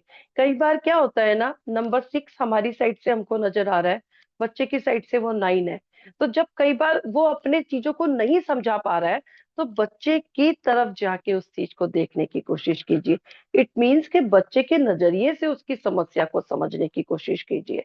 जब हम ये चीज करेंगे तो बहुत सारे आर्ग्यू कम हो जाएंगे। ठीक, तो बच्चा भी आपके पहलू को समझने की कोशिश करेगा। फिर क्या होता है कि बच्चों के, जब हम नो येलिंग में जब हम चिल्लाना छोड़ते हैं तो बच्चे का जो कॉन्फिडेंस है वो बहुत ज्यादा बढ़ता है, उसका सेल्फ स्टीम जो है बहुत हाई रहेगा, क्योंकि उसे पता है कि एंगर को किस तरह से मैनेज करना है और अपनी बात को प्रेजेंट कैसे करना है। ठीक है, एक हमेशा बच्चे से आई कांटेक्ट करके बात कीजिए, इससे वो, क्योंकि बच्चे जो है ना वो हर चीज में हमको कॉपी करते हैं। बच्चों के, छोटे बच्चों के रोल मॉडल अगर पूछो ना, क्या बनोगे? मम्मी बनूंगा, पापा बनूंगा, उनको उससे ज्यादा कुछ नहीं, उनकी पूरी दुनिया हम लोग होते हैं। तो जैसे जैसे हमें अपने बच्चों को हम उनके साथ ट्रीट करेंगे, उनके साथ बात करेंगे, बिहेव करेंगे, वो गुस्सा मैनेज करना, वो सिचुएशन हैंडल करना, वो चीजों को मैनेज करना, जब हम उनके साथ वही चीजें करते हैं तो स्पेशली हमको कुछ उनको सिखाने की जरूरत नहीं पड़ती है। अभी क्या होगा, इससे अगर हमारा नो येलिंग रहेगा तो हमारे रिश्ते उनसे बहुत अच्छे बनेंगे। फिर क्या होता है, कई बार बच्चे अधिक सुनते हैं और समझते भी हैं। अगर हम बिना डांटे, बिना मारे, बिना धमकाए हर बात को उनके सामने रखते हैं, अच्छा या बुरा उनको पक्ष समझाते हैं, आप अपने बच्चों को ना खुद से एक्सपीरियंस करने दीजिए। क्योंकि कई बार क्या होता है ना कि हम किसी भी चीज को कहेंगे ना ऐसे नहीं ऐसे नहीं, तो बच्चे का मन हो जाएगा कि नहीं ये तो करके देखना है। नहीं, आप हमेशा बच्चे के साथ में शेडो की तरह रहिए, लेकिन उसको खुद के एक्सपीरियंस से सीखने दीजिए। क्योंकि जो वो फील करेगा वो ही उसकी लाइफ में आगे काम आएगा। आप अपने अनुभव बांट सकते हैं, लेकिन आप उसको खुद से सीखने दीजिए।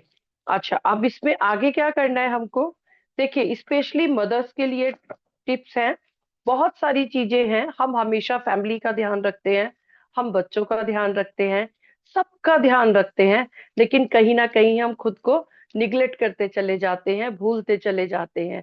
बच्चे बड़े हो जाएंगे, आज छोटे हैं, कल हमको फिर जब ध्यान आएगा ना तो एज भी 10 साल ज्यादा लगेगी, बॉडी फिजिक बेकार हो जाएगी, बीमारियां लग जाएंगी। तो बच्चे कहीं ना कहीं आके आपको इम्पोर्टेंट देना तो सीख जाएंगे एक टाइम पे आके, लेकिन खुद को निग्लेक्ट करना भी आपसे बाय डिफॉल्ट वो सीख रहे हैं।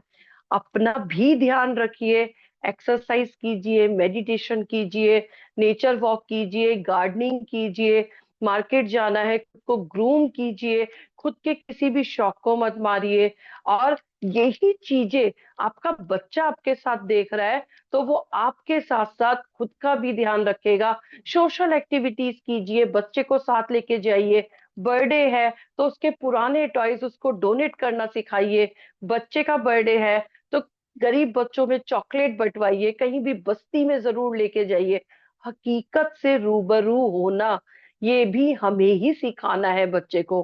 क्योंकि याद रखिए पेरेंट्स, जो चीजें हम नहीं सिखाएंगे ना, वो चीजें अगर उन्हें कोई और सिखाएगा तो वो अपने अनुभव से सिखाएगा। और हमें नहीं पता कि हमारे से अच्छा अनुभव हमारे बच्चे को कोई दे पाएगा या नहीं।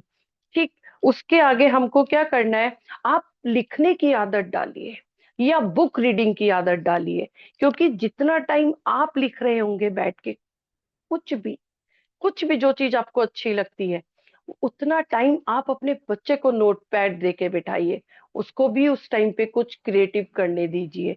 उससे क्या होगा, जैसे बहुत से पेरेंट्स का मेरे पास क्वेश्चन आता है, मेरा बच्चा रेस्टलेस है, एक्टिव बहुत ज्यादा है, वो बैठता ही नहीं है। तो उससे पहले हमको बैठना होगा, हमारे साथ वो बैठ जाएगा। क्योंकि जो काम मदर करती है वो बच्चे पीछे पीछे घूम के करते रहते हैं। बुक रीडिंग 24 घंटे में कम से कम 1 घंटा हमको बुक रीडिंग के लिए लेना है। वो सुबह भी हो सकता है मॉर्निंग में, देन वो इवनिंग में भी हो सकता है। बच्चों के लिए बहुत सारी बड़ी बड़ी बुक्स आती हैं जो 8 या 10 पैराग्राफ में, स्टेंजा में खत्म हो जाती है, सेंटेंस में। पिक्चर्स होती है, पिक्चर्स को पॉइंट कीजिए और बच्चों को स्टोरी सुनाना शुरू कीजिए। कोई भी ब्रेवरी स्टोरी सुनाइए, बट कोई भी फेरी टेल उनको मत सुनाइए। क्योंकि परियां और शहजादियां ये सब कुछ भी नहीं होता है। जो भी है लाइफ में, ये सब ब्रेवरी स्टोरी करके आप बच्चे का क्रेज बढ़ा सकते हैं, जैसा कि सर ने बताया। और उसके अलावा आप एक्सरसाइज जरूर करें, इसको अपनी लाइफ का पार्ट बनाएं। क्योंकि जब आप अपना ध्यान रख रहे होते हैं तो आपका बच्चा भी उस चीज को देख रहा है और वो खुद की बॉडी का और खुद का भी उतना ही ध्यान रखेगा। अभी सबसे ज्यादा जरूरी है जो मदर्स करती हैं कि जरा सा अपने पार्टनर से कुछ कहा सुनी हुई, खाना छोड़ दिया। स्पेशली मेरे पास बहुत सारे ऐसे क्वेश्चंस आते हैं कि मेरा प्रेगनेंसी थी, बच्चा हस्बैंड के साथ नहीं ट्यूनिंग हो पा रहा था, खाना नहीं खाया, इन लॉज ने कुछ कह दिया, खाना खाने से किस बात की नाराजगी।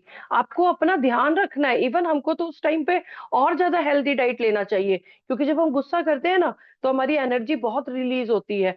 ठीक, हमारे टिश्यूज जो है वो बहुत ज्यादा डैमेज होते हैं। और उसमें क्या है ना, तो हमको हेल्दी डाइट लेना है। हेल्दी डाइट लेने के साथ फ्रूट्स का इंटेक प्रॉपर रखना है। जितनी बार बच्चे को दे रहे हैं एटलीस्ट 2 बाइट तो उसके में से खाइए। एक तो उसको शेयरिंग आ रहा है, दूसरा उसको ये भी आ रहा है कि आपकी बॉडी को भी उतनी ही नीड है जितनी की उसको नीड है। आप पानी का इंटेक प्रॉपर कीजिए। जितनी बार बच्चे को पानी दे रहे हैं खुद पीजिए, खुद पी रहे हैं बच्चे को पूछिए, क्योंकि कई बार बच्चे खेल खेल में पानी कम पीते हैं और उनको वाटर का जो है डेफिशिएंसी हो जाता है। ठीक, तो बच्चों को इस चीज का ध्यान नहीं रहता है और हमको ही इस चीज का ध्यान रखना है। और मोस्टली अपनी डाइट में fruits, sprout, curd, milk product, ये आपको बिल्कुल ध्यान में रखना है। हमारा शरीर कमजोर हो रहा है धीरे धीरे और बच्चे का शरीर ग्रोइंग है, तो हम दोनों को ही प्रॉपर डाइट की, न्यूट्रिशन डाइट की जरूरत है।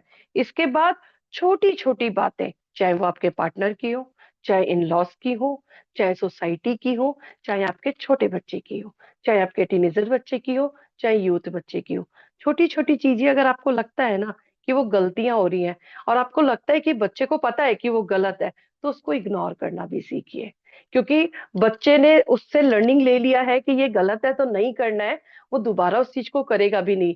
लेकिन अगर आप उसको टोकेंगे तो शायद वो उस चीज को कभी भी सुधार नहीं कर पाएगा, खुद से इम्प्लीमेंट नहीं कर पाएगा। ठीक है, और एक सबसे बड़ी बात, ये मेरा फादर्स के लिए अनुरोध है, रिक्वेस्ट है कि प्लीज आपकी wife as a daughter in law, as a wife, as a mother, as a lady, वो घर का बहुत काम करती है, बहुत प्रेशर लेती है, और आपका बहुत ज्यादा मतलब फर्ज बनता है उसके प्रति कि वो प्रॉपर नींद ले और उसके इमोशंस का आपको ध्यान रखना है।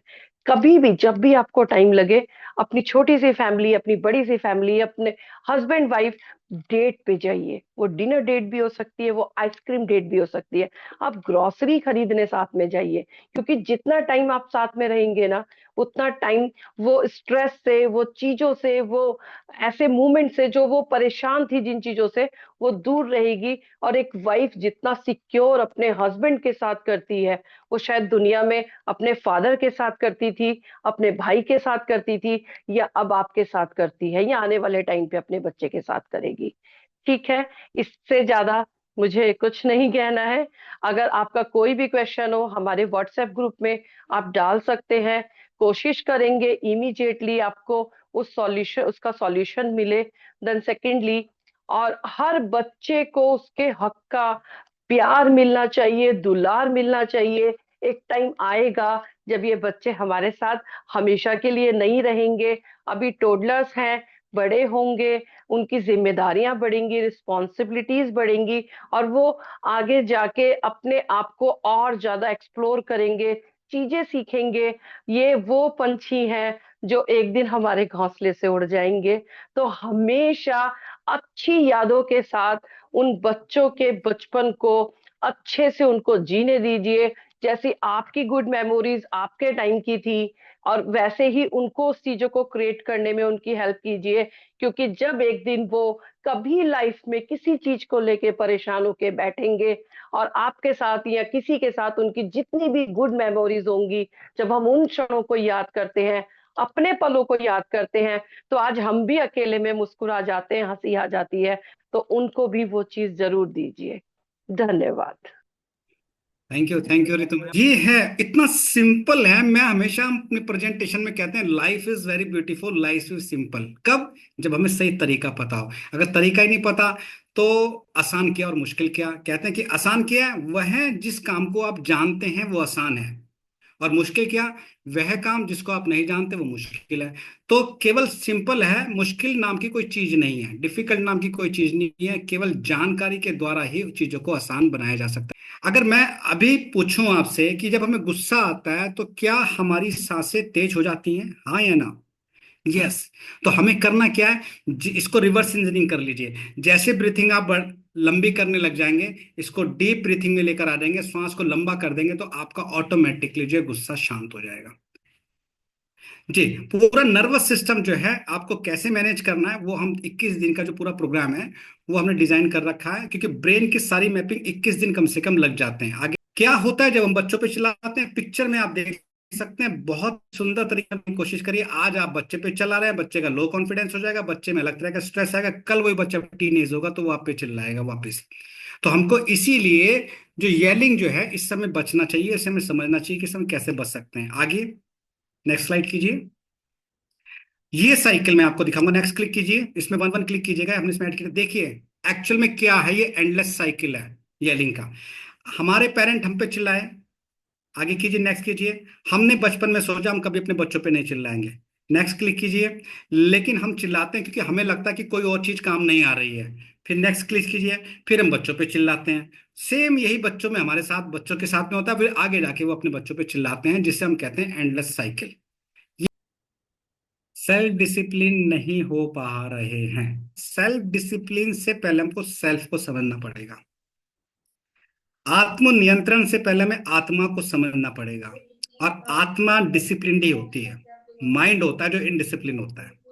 तो जब आत्मा से जुड़ते हैं तो ऑटोमेटिकली सेल्फ डिसिप्लिन क्रिएट हो जाता है, जो हमारे गुरुकुल एजुकेशन सिस्टम के अंदर चीजें कराई जाती थी। अब मॉडर्न एजुकेशन सिस्टम के अंदर उन चीजों के लिए अभी समय नहीं है, हम समझ सकते हैं सिस्टम को हमें फॉलो करना पड़ता है। लेकिन अब मैं फिर भी यही कहूंगा कि सबसे पहले जब हम कुछ करेंगे तो बच्चे देख के अपने आप करने लग जाएंगे, क्योंकि अल्टीमेटली बच्चों का रोल मॉडल हम पेरेंट्स ही हैं। तो ये सेल्फ डिसिप्लिन कोई बहुत मुश्किल काम नहीं है, क्योंकि आप हमारी गुड़िया को देख सकते हैं। कभी हम सेशन में गुड़िया को भी लेकर आएंगे, आप उनसे सवाल जवाब भी पूछ सकते हैं और कैसे अपने आप को मैनेज कर सकते हैं। इसमें खुशबू जी पूछ रहे हैं कि मैं कुछ पूछना चाहती हूँ। खुशबू जी पूछिए, आपके लिए बैठे हैं। Hello sir. हाँ जी गुड इवनिंग। बिल्कुल, हेलो जी। नमस्ते सर। नमस्ते जी। सर मैं ये क्लास अटेंड करना चाहती हूँ, बट मेरे को ये एक है कि हम अपने आप को उस क्लास में कैसे इम्प्रूव करेंगे, क्योंकि मैं भी एक योगा टीचर हूँ। बट ठीक मेरे है। को घर में वही है कि बच्चों को जब स्टडी के लिए या समझाने का टाइम आता है तो योगा टीचर शांति सब एक जगह चला जाता है और वही सेम टू सेम एक गुस्सा आ जाता है और अपने आप को कंट्रोल नहीं कर पाते हैं। तो इसमें क्या होगा कुछ? कुछ कहना चाहेंगे रितु आप? अगर हम खुद को ही मैनेज नहीं कर पा रहे हैं तो हमारे बच्चे भी कहीं ना कहीं वही चीज हमसे सीखेंगे। और जैसे कि मैम ने बताया कि वो एक योगा टीचर हैं, तो उनको तो एक मिसाल कायम करनी चाहिए कि देखो यार, मैंने ये योगा, नहीं तो हमारा ये योगा सीखना फिर किस काम का है। जब हम खुद को ही काम नहीं कर पा रहे हैं तो हमारे पास जो कस्टमर आएगा हम उसको क्या सिखाएंगे। तो कुछ भी चीज पहले हमको खुद में इम्प्लीमेंट करनी होगी, देन उसको आगे फिर रिप्रेजेंट करना होगा। और मदर तो देखो, चाहे आप प्रधानमंत्री भी बन जाओ, चाहे आप प्रेसिडेंट भी बन जाओ, मदर को गुस्सा भी आएगा, पढ़ाने बैठेंगे तो दिक्कत भी होगी, लेकिन उसको एक्टिविटी बेस्ड लर्निंग बना दीजिए तो बच्चे को उसमें इंटरेस्ट आएगा। क्योंकि हमें गुस्सा कब आता है? जब बच्चा ठीक से परफॉर्म नहीं कर रहा है। परफॉर्म ठीक से कब नहीं कर रहा है? जब उसको समझ नहीं आ रहा है। और इतनी सी बात हमको समझ नहीं आती है। तो पहले हमको समझना है कि बच्चे का इंटरेस्ट कैसे जगाना है, उसको क्रिएटिव वे में लेके जाइए, उसको इनोवेटिव बनाइए। बच्चा आराम से पढ़ेगा और वो जिद करेगा, मम्मा सुनो मुझे ये वाला चैप्टर भी सिखा दो ना अच्छे से। तो फिर आप कहोगे कि यार ये बड़ा अच्छा है। तो किसी भी चीज को सिखाने के लिए उसमें थोड़ा फन पैदा करें, क्योंकि बच्चे को सिखा रहे हैं। क्योंकि जब बच्चे का एक बार इंटरेस्ट आ गया, फिर 10 साल के बाद आपको उसको कहने की जरूरत नहीं पड़ेगी कि आओ बेटा पढ़ लो। Thank you. तो चीजें क्या होता है कि लाइफ है, लाइफ में अप एंड डाउन आते हैं, इमोशंस भी ऊपर नीचे होते रहते हैं। मेन बात यह है कि हम कितनी जल्दी उसको सेटल कर सकते हैं। ये भी समझना पड़ेगा कि लाइफ में अप एंड डाउन चलते हैं, हमें केवल अपने ऊपर काम करना है। मैं एज ए फादर में अगर बताऊं, क्योंकि देखिए अभी हम पे इतना प्रेशर रहता है, आप ये मत समझिए कि इंस्टाग्राम में फॉलोवर्स बढ़ रहे हैं तो सब चीजें अपने आप हो रही हैं। हमारी जिम्मेदारियां बढ़ती जा रही हैं, जैसे जैसे फॉलोवर्स बढ़ रहे हैं हमारी जिम्मेदारियां बढ़ती जा रही है। हमें रोज की पोस्ट तैयार करनी होती है, उस पोस्ट को क्लिक कंटेंट तैयार करना होता है, कंटेंट के बाद उसको डिजाइन करना है कि कैसे डिजाइन चाहिए। सामने से अगर डिजाइन कराते हैं तो फिर उसको बताना पड़ेगा भाई ये सही है गलत है, रील्स को एडिट करना है। तो और साथ साथ जो हमारे और पास्ट के काम है, जैसे जॉब में मैं एज ए प्रोफेसर हूं, वहां पर उस काम को भी देखना है। तो कई बार हम भी झुंझला जाते हैं, लेकिन हमारे साथ में हमने जो सबसे अच्छी चीज महसूस करी है वो सेटलमेंट है। यानी सॉरी, कितनी जल्दी हम सेटल हो जाते हैं, यानी कितनी जल्दी हम समझ जाते हैं कि हमें गुस्सा आ रहा है। यानी मन के ऊपर हमारा एक और मन है जो समझ जाता है कि इस समय चीजें गलत हो रही है, तो तुरंत उसको रेक्टिफाई कर लेते हैं। बस इतनी सी बात है। बाकी जीवन में तो देखिए चलता रहेगा, कुछ ना कुछ चलता रहेगा, हमेशा एक जैसा जीवन नहीं रहा है। कभी दुख है, कभी सुख है, कभी प्रेम है, कभी नाराजगी है। लेकिन यह है कि हम कितनी जल्दी सेटल कर लेते हैं, ये मुझे लगता है बहुत महत्वपूर्ण है, कम्युनिकेशन स्किल। तो येलिंग के अंदर मैं कम्युनिकेशन स्किल पे एक चीज बताता हूँ कि जो बच्चे होते हैं उनको बहुत ज्यादा भाषण या लंबे सेंटेंस की आवश्यकता नहीं होती, उन्हें छोटे सेंटेंस में हमें चीजें समझानी पड़ती हैं। तो प्रणय सर, मैं आपको हैंड ओवर कर रहा हूँ, इसको समाप्त करके आगे की तरफ बढ़ते हैं। जी सर, बिल्कुल धन्यवाद सर आपका। मोना जी कुछ क्वेश्चन लेना चाह रही हैं। जी जी, ये ऋतु जी कुछ बताना चाह रही हैं। देखिए, होता क्या है, अगर आपके बच्चे को चीजें तोड़ने का शौक है तो जी सबसे पहले तो आप मैकेनिकल टॉयज बाजार से लीजिए। ऑनलाइन अवेलेबल है मैकेनिकल टॉयज जो डिसेबल हो जाता है, टूट जाता है एक तरीके से, उसको फिर हमें असेंबल करना है। हम खुद तोड़ के बच्चे को दे रहे हैं, पहली बात।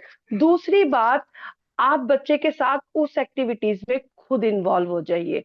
कुछ ऐसी चीजें, चलो आज हम क्ले मोल्डिंग करते हैं, हम कोई पॉट बनाते हैं, ठीक है, आपने बच्चे के साथ उसको डो को गूंदना है, बनाना है, शेप देना है, फिर उसको एक दिन सूखने रखना है, अगले दिन बच्चे को देना है, चलो इसे तोड़ते हैं। वो नहीं तोड़ेगा, क्योंकि उसके साथ उसका इमोशंस जुड़ गया है। ठीक है, इस ओके। तरह की छोटी छोटी एक्टिविटीज हम कर सकते हैं। और कभी अगर बच्चे का कुछ है तो बहुत सारे घर में कार्डबोर्ड होते हैं, बहुत सारी चीजें। एक्चुअली लड़कों का जो माइंडसेट होता है ना, उनको हर चीज को तोड़ के देखना है कि ये वर्क कैसे कर रही है, ये हाँ जी। ऐसे चल रही है तो क्यों चल रही है। क्योंकि मैंने बहुत सारे केसेस में देखा है कि बॉयज के जो गेम्स होते हैं या जो उनकी सोच होती है, उनकी साइकोलॉजी होती है, वो थोड़ी डिफरेंट लेवल की, क्योंकि वो हर मशीन के पीछे का साइंस जानना चाहते हैं, समझना चाहते हैं। और वो तोड़ के पॉसिबल होगा, हमको लगता है टॉयज तोड़ रहा है, लेकिन वो एक्चुअल में देखना चाहता है कि ये वर्क कैसे करता है। तो इसके लिए सबसे अच्छा एग्जाम्पल है, बच्चा 5 साल का है, आप जीरो से मतलब कहेंगे तो 7 मंथ से 10 ईयर तक के बच्चों के मैकेनिकल टॉयज बहुत अच्छे आते हैं। बहुत तरह की पजल्स, बहुत तरह की चीजें होती हैं। मतलब आप उसको पूरा का पूरा उसके साथ मिलके भी कर सकते हैं डिसेबल, फिर असेंबल करवा सकते हैं, और उसको इस चीज में मजा आएगा। और जितनी देर वो ये एक्टिविटी करेगा, फिर आप उसके साथ इस चीज में इन्वॉल्व होके आप उससे समझा सकते हैं, बेटा वो चीज नहीं तोड़नी थी, वो बहुत कॉस्टली होती है ना। और हमें ध्यान रखना है, घर का सारा सामान थोड़ा ही तोड़ना है, तो अगली बार ना आप थोड़ा सा ध्यान रखना।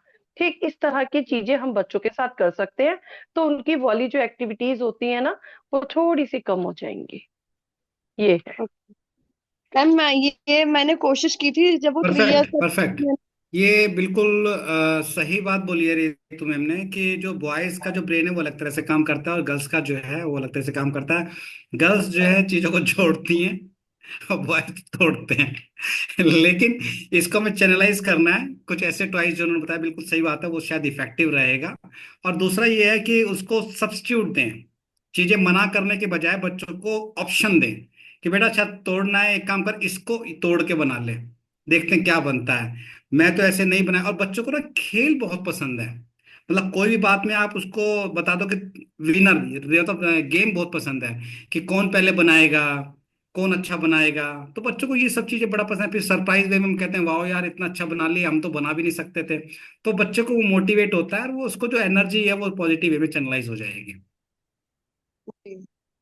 जी जी जी। Any thank you. क्वेश्चन? हाँ जी, धन्यवाद धन्यवाद।